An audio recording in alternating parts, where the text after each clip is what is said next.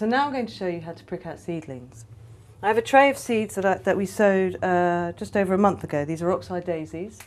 And the principle of pricking out seedlings is so that you can, once the seeds have developed to a certain point before they get too congested, the idea is to be able to plant them up into pots before potting them on and eventually planting them in the garden.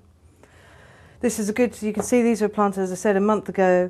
They're in good condition, they're not too congested, so and it's a good time to actually start planting them on into bigger pots before the roots become too entwined and then you'd be damaging the plants as you pull them out. The basic technique of pricking out seedlings is to use what's called a dibber. Now this is a standard dibber that you'd buy in any garden centre. And the principle is either you have a forked edge to go around the roots or a flat spatula edge to dig underneath the roots. Now this is the type of dibber that you would buy in a garden centre, but actually you can easily use an old ice cream cone stick or even a plant stick. I sometimes also use the flat end of a spoon. But for today we're going to use the bog standard dibber. What you need is a small pot to put your seedlings into. As you wouldn't know it, but as clean as possible. You wouldn't know it from looking at this one, but use one that's as clean as possible to prevent fungal infection from residual soil from using the pot previously.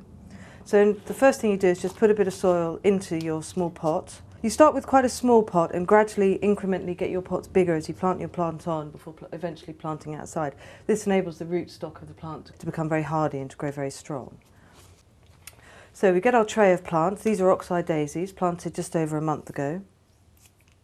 And I'm going to use the fork end of my dibber because I want to get in between the roots. I'm going to start from the outside edge because starting from the outside because it's just makes it easier to work your way into the plants as you prick them out. Pick your first victim. I'm going to go for this fella because he's actually quite easy and not too tangled up. And you basically either using the flat end, it kind of very much depends on what you're comfortable with doing. I think in this instance I'm going to use the fork-edged. And you go from, a good centimetre, if possible, from the outside edge of the plant. You want to, basically, the idea is to try and scoop it underneath the roots so that you don't damage the roots.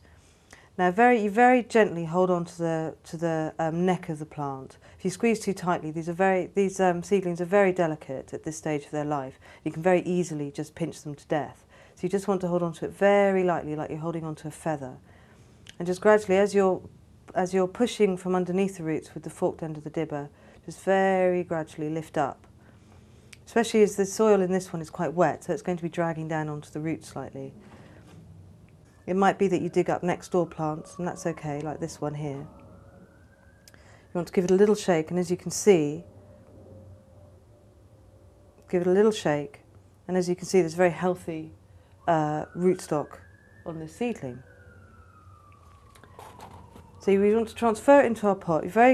The idea is not to damage the roots as you put it in. So with our soil, we create a little hole. The idea is that they settle in as naturally as possible. We don't want to congest the roots so that they're all squished up, and we don't want to stretch the roots so that they become under stress. So it's just to let them sit in comfortably. And then gradually, just very gently, backfill in with some soil.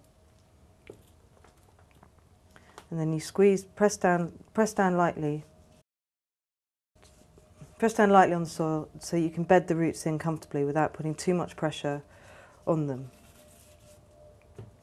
The plant looks pretty dirty at the moment, but really don't worry about that because after the 1 or 2 sprinkles with water it'll clean up nicely. So the idea is that you have a nice comfortable pressure on the soil, not too much pressure or else it'll damage the root, but if you don't give enough pressure it'll create air gaps within the soil and then and the roots won't be settled into the soil properly. Once you've placed the plant in, you want to give it a good drink of water so that it can settle the roots in some more. And the idea is to water it so the water comes through to the bottom of the pot. It might be, as you can see what I'm doing now, I'm just sort of supporting the plants because these plants are very delicate at this stage and they are prone to just flopping over in the water. But that's fine. But you might just find yourself giving them a little bit of support while the water drains through. The next stage is you don't want to forget what plants you've planted, and it's very easy when you've got hundreds and hundreds of different types of plants. It's very easy to forget which ones you planted where and how. So the idea is just to give yourself a little reminder with a plant label. I'm going to write the name of the plant. It's an oxeye daisy, and I'm going to date from when I planted it. Just the month. So I just have an idea of how long it's been in that pot for. And that's how to prick out seedlings.